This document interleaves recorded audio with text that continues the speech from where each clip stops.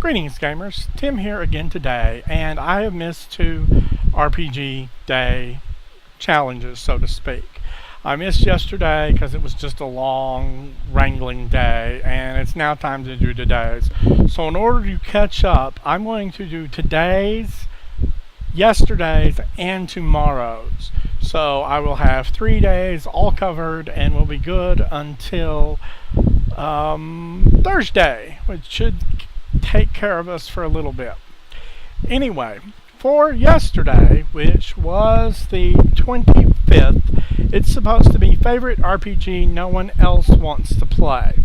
Now, I've got a lot of games. I've got a whole shelf of games back over here, and the vast majority of them my players will play, given time and a little bit of a push. They're willing. But there are a couple that I just can't seem to get them interested in enough to play.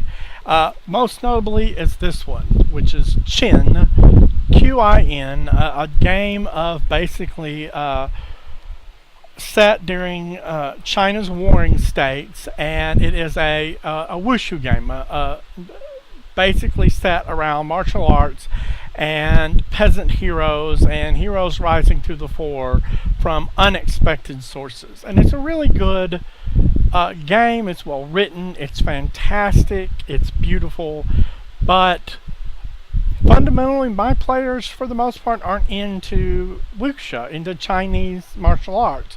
You want to tell them about ninjas and samurais? Good. You want them to do Japanese stuff? That's great.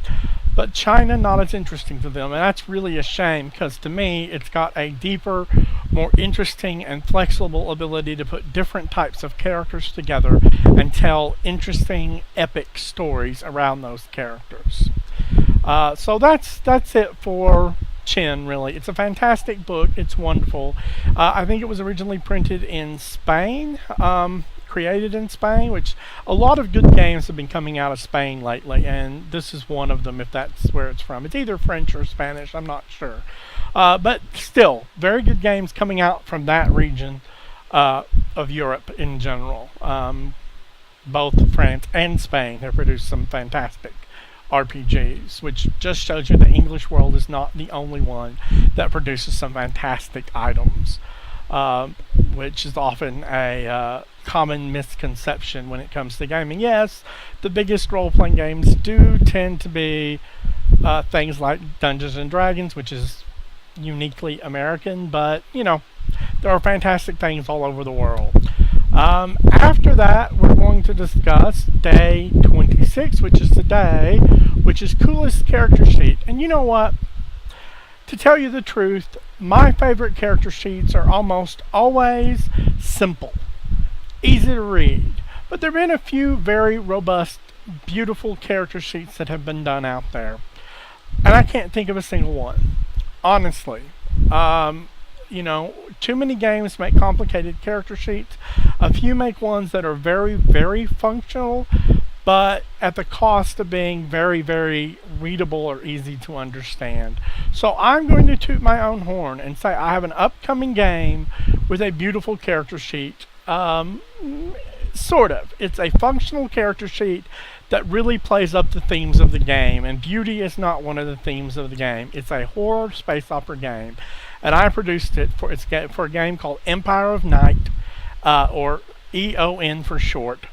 And it's basically a game in which humanity's basically spread out, colonized the stars a little bit, and dark, terrible things have come out of hell. And hell has flooded the universe again, and that has changed very much the nature of what humanity must deal with. Because gone are the days of strange planets to explore, and science being, you know, open and wonderful and giving us all this stuff. And now it's science giving us all this stuff to fight evil, along with religion. Because unlike some people, I don't think religion and science are necessarily opposing forces. They ask 2 different questions. They deal with 2 different aspects of human nature: intellect and spirituality, reasoning and faith, and they can get along together. I mean, the Catholic Church for many years was the force behind science in many ways. Yeah, sometimes it stomped on science it didn't want to accept, but still, it's out there trying as best as its faith allows.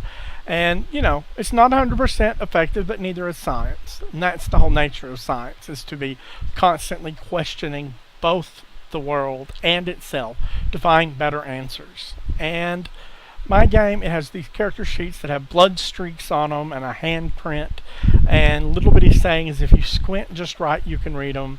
But it fits the theme of the game very, very well. It's a game of horror in space. And it's kind of its own thing. It wasn't entirely inspired by any video game or any fiction or any, particular idea, but just sort of my own take on, sort of isolation and separation of humanity, because somebody being on another planet from Earth, you suddenly become isolated from all the wonders Earth produced. You have to struggle again, and even if you're an advanced society, you're not going to have the infrastructure that Earth has. And in space, again, spaceships, you don't have all that infrastructure, so you're fundamentally isolated. But it's really got one of the best character sheets I've ever cooked up. Whether that character sheet will see it to the final game, I don't know. I think it's very suitable. I will actually put a link to the image if I can find it and put it up again. I will link to the image in this video so you can take a look and tell me what you think. You may not like it. That's fine. It may need to be edited some, and awesome. The next up is tomorrow. Tomorrow is giving us, let's see, the 27th game you'd like to see an improved edition of. You know what? All of them. No, I'm kidding. Honestly, what I'd like to see an improved edition of, seriously, is Shadowrun. I would like to see a Shadowrun that pushes its themes better than a point-buy priority system, better than a crunchy game system can. Not saying that a crunchy game system is necessarily out of the loop in terms of conveying the themes, but I think it's missing out on some important cyberpunk feel elements. The feel of wanting and not being able to afford that best top-of-the-line cyberdeck or cybercom or whatever, and having to scrounge and steal and build your own. And I think that's important. It's the building your own aspect that Shadowrun is missing. It's the necessity of the have-nots of having to make do. And I think Shadowrun could do it. Now, not all Shadowrun games are about that, but I think it would help.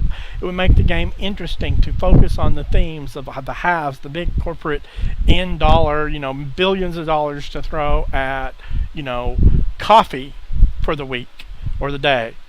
Real coffee rather than soy coffee, just having that kind of money compared to the people who don't and have to deal with a society where having that money makes decisions, and you have to try and struggle underneath that epic corporate control and greed. And instead of following it too sincerely, you're just one of the have-nots having to build what you can to make do. And instead of being a setting where gear is important and shapes play, it's a setting where what you make is important and shapes play. But that's me. I think Shadowrun could do with even further streamlining and simplification and gutting it of the excess waste of gear porn and making it about what your character is doing and what your character is choosing to do in that society. But that's me.